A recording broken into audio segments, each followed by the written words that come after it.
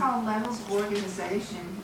And of course, it starts with A, the organism. You've got the organism. You can have 1 or you can have 20. But usually we're just talking about 1 as we start with the first one. Then B, you have several zebras, so that's a population. Then on C, you've got the zebras, and they're in with the giraffes and some other types of animals. It looks like the buffaloes.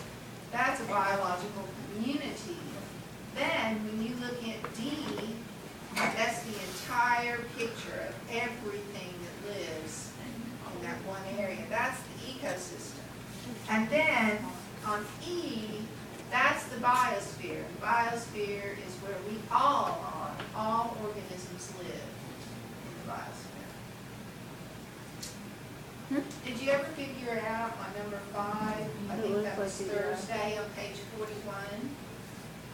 Those animals and organisms that live in the tide zones, and when the tide gets low, how they survive. Did you ever figure that one out? Figure it out. What do they need to survive? Food and water. Okay. They've probably got enough food stored. Now, what are they going to do about their water? If the tide pool gets real low, though, and there's not hardly any water, what are they going to do? Search. They probably will have some kind of mechanism in their bodies inside those shells that will allow them to conserve the water until the tide rises again. And some of them even burrow Trying to record me. the sand.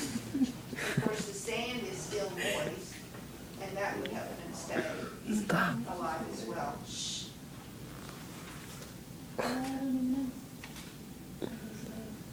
Okay, did you talk with your friends about niche and competition? Well, what is the difference between niche? Girls, I'm going to make you move. Oh. What is the difference between niche and habitat? Niche is what? The role that an organism plays throughout its entire life. Okay. Well, what is habitat? The place where the organism was out. That's where they live their life out there. What happens when an organism or a population of organisms is pushed out of its habitat because maybe we've built a new highway there? Where do they go? Could you put that down?